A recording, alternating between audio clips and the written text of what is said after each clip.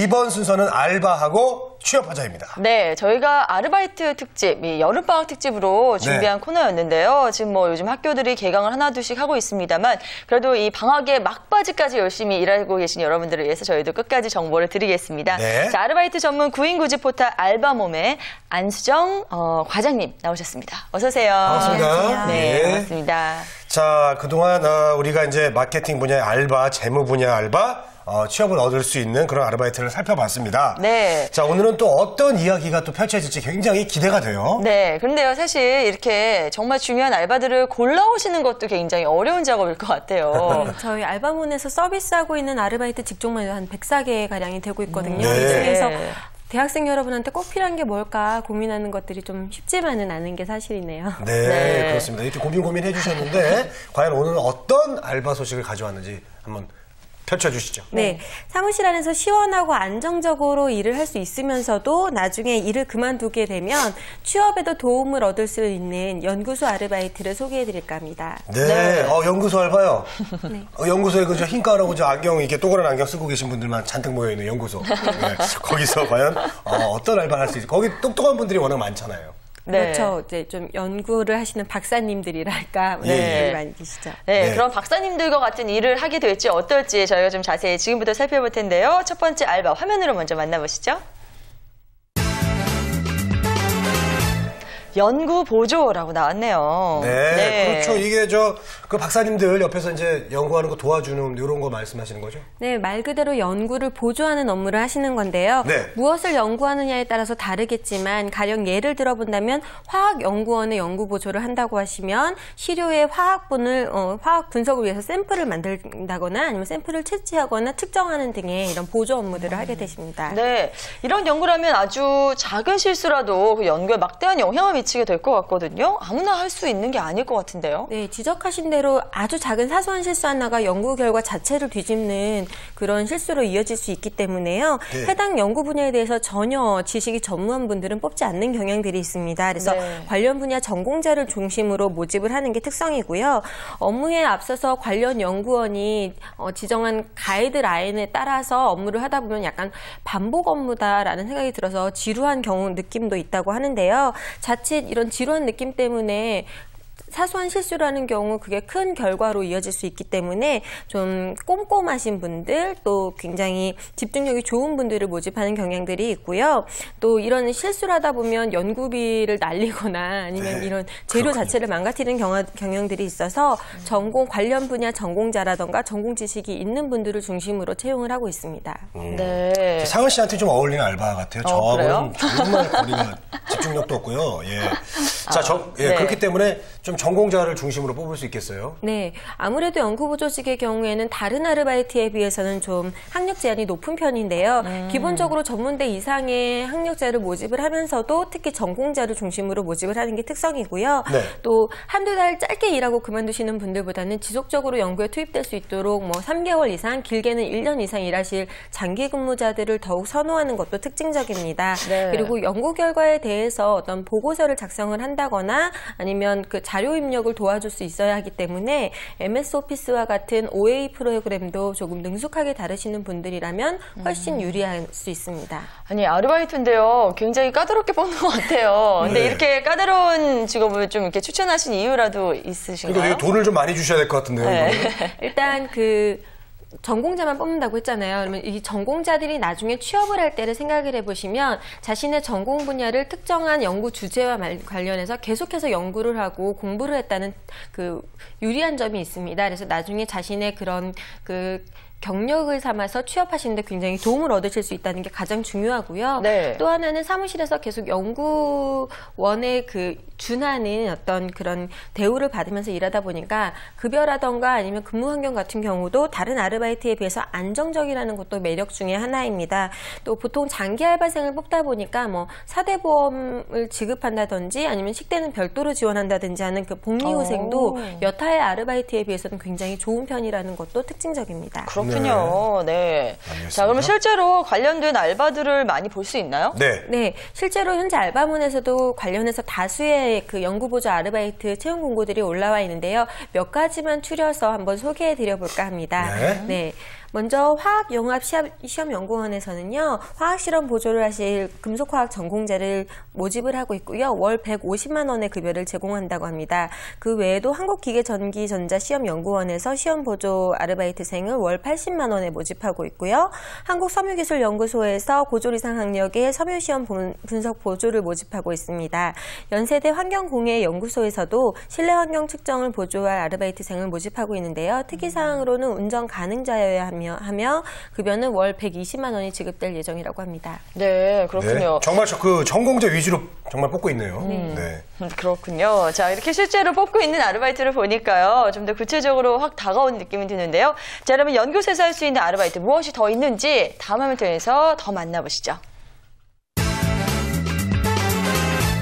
네, 사무보조라고 나왔습니다. 네. 자, 사무보조 항상 많이 들어보던 말인데요. 이게 일반하고 저 연구소 사무보조랑 어떻게 다르죠?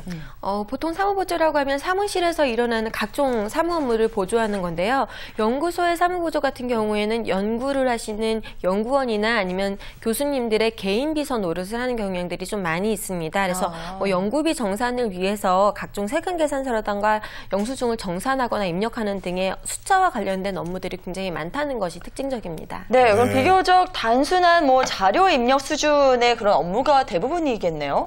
꼭 그렇지만은 걸 아는 게요. 논문 작성이라던가 보고서 작성에 같은 그런 업무를 보조하는 경우들도 있습니다. 네.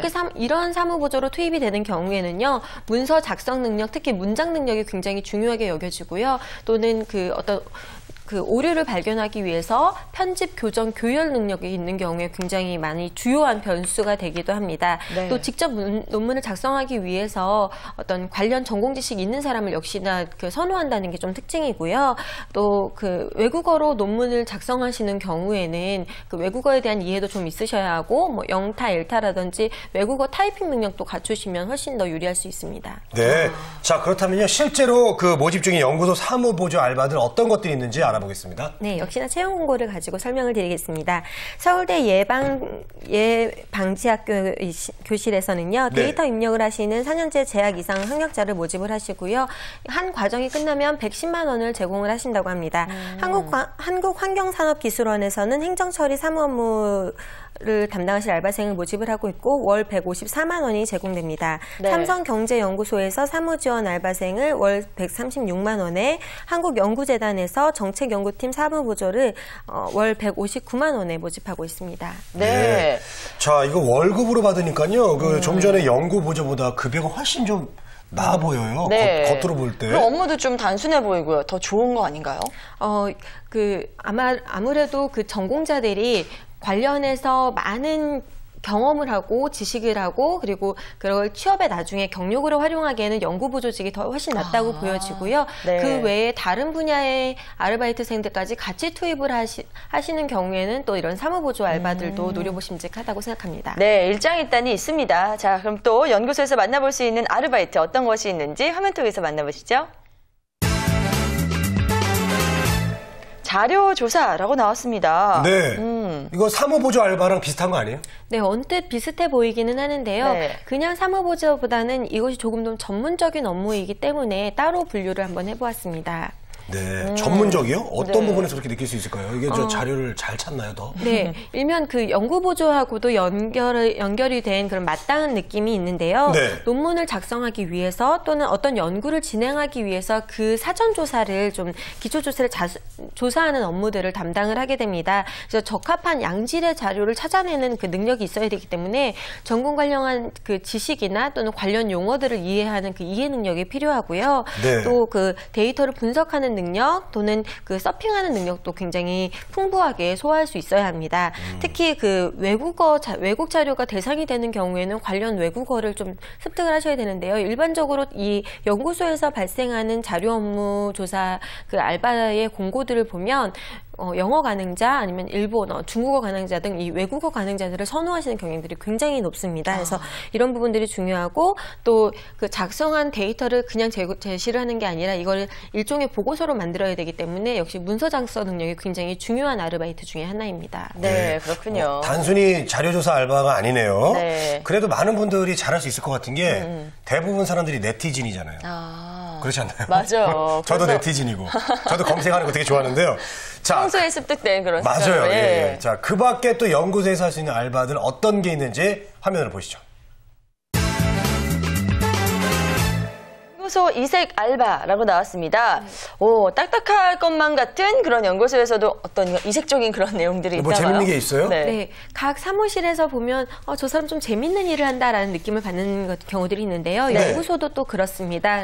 그래서 연구소에서 보면 그 동물 실험들을 많이 하잖아요. 그래서 연구소에서 실험 또는 연구 대상이 되는 그 동물들을 집중적으로 관리하는 아르바이트들도 있는데요. 네. 그래서 실제로 알바몬 알바 토크에 보면 그 동물연구소에서 연구 보조를 하는 알바생이 후기를 올린 적이 있었어요. 그래서 이게 굉장히 화제가 되었었는데요. 네. 이분은 조류 질병에 대해서 연구하는 연구소에서 일을 하시면서 그 닭을 사육하고 닭이 낳은 알을 좀 이렇게 채취를 한다거나 닭의 피를 뽑는 뭐 이런 아르바이트를 하셨다고 해요. 근데 이때가 마침 그 조류 독감이 굉장히 떠들썩했던 시기였거든요. 그래서 네. 직접 이제 그 방송국에서 와서 취재도 같이 하시고 하면서 닭하고도 정이 되게 많이 들고 재밌는 알바였다라고 후기를 올리시면서 굉장히 그 나라에 공헌한다는 사명감도 느끼셨다라는 후기가 굉장히 화제가 됐었습니다. 멋진데요? 네. 그리고 아까 그 마루타라는 얘기를 잠깐 하셨는데요. 보통 그 동등성 시험이라고 말을 합니다. 그래서 실험의 그 피험자가 돼서 실험의 그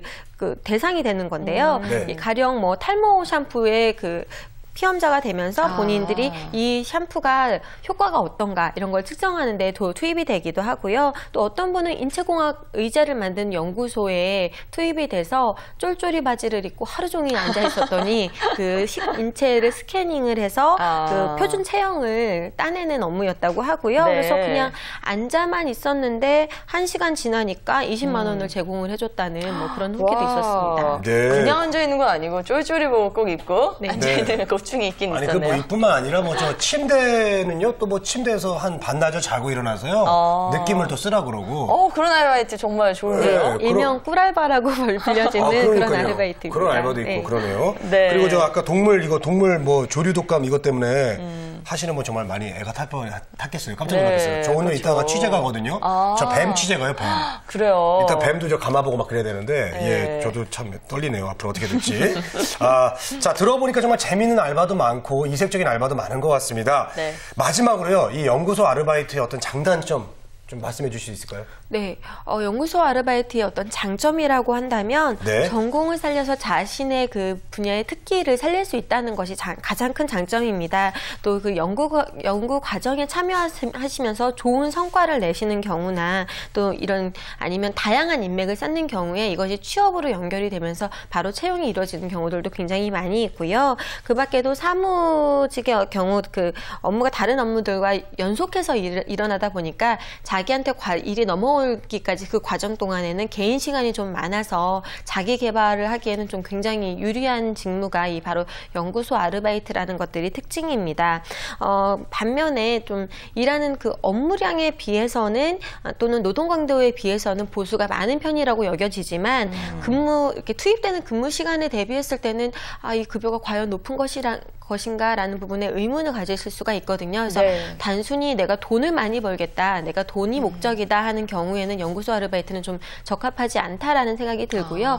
본인이 자신을 개발하거나 아니면 미래를 바라보면서 그 준비하는 시간으로 아르바이트를 활용하시고자 하는 분들한테는 더없이 좋은 아르바이트가 바로 이 연구소 아르바이트가 아닌가라고 생각이 됩니다. 네. 알겠습니다. 자, 자기 개발에 도움이 많이 되는 아르바이트입니다. 오늘 연구소 아르바이트 다양하게 정리를 해봐봤고요. 예, 근데 하나만 더 질문이 하나 있는데요. 네. 아까 저기 침대에서 누워있는 거 네. 꿀알바라고 하셨잖아요. 네. 그런 꿀알바 또 몇 가지 있나요?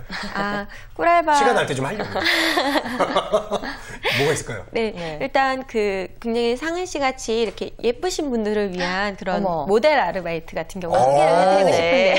이런 어떤 시연이나 어떤 제품을 확인하기 위한 이런 피팅 모델 아르바이트 같은 경우에는 제품을 무료로 착용하거나 사용하시면서 급여도 받으실 수 있어서 꿀알바라고 여겨지고요. 그런 거 어디서 알아볼 수 있나요? 아니, 혹시 알바몬 들어가면 알 수 있나요? 혹시 홈쇼핑에서 하는 그런 거는 어떻게 하는 거예요? 그 홈쇼핑에 보면은 막 옆에서 저기 맛있는 거 막 먹잖아요. 맛있는 거 먹고 돈 많이 받는다고. 그거 좀 소개해 주면 안 돼요, 저 좀? 그런 것도 역시 아르바이트 모델 아르바이트인데요. 일반인 모델을 모집을 하실 때 시연 아르바이트 아니면 식품 아르바이트 이런 식으로 모집을 하십니다. 그래서 비포 앤 애프터 아르바이트 그 모델이라던가 이런 식으로 참여를 하시면 되겠고요. 아니면 좌담회 아르바이트 같은 경우에도 제품을 사용해보고 그냥 자신의 느낌만 이야기하면 그것으로 바로 급여로 연결이 되는 그런 꿀알바가 되겠습니다. 저도 저기 한의원에서요. 네. 그 한의원에서 다이어트 약이 있는데 저거 비포 애프터 좀 해달라고. 그래서 먹을 수 있겠냐고 그랬었어요. 네, 예. 괜찮은 것 같은데요, 재건 씨한테. 근데 한번 도전해 보세요. 부작용 혹시라도 있을까 봐 겁나가지고 못하겠더라고요. 네, 자 오늘 연구소 아르바이트 및 꿀 아르바이트까지 이렇게 다 정리를 해봤습니다. 자 지금까지 아르바이트 전문 구인구직 포털 알바몬의 안수정 과장과 함께 이야기 나눴습니다. 말씀 고맙습니다. 네, 감사합니다. 감사합니다.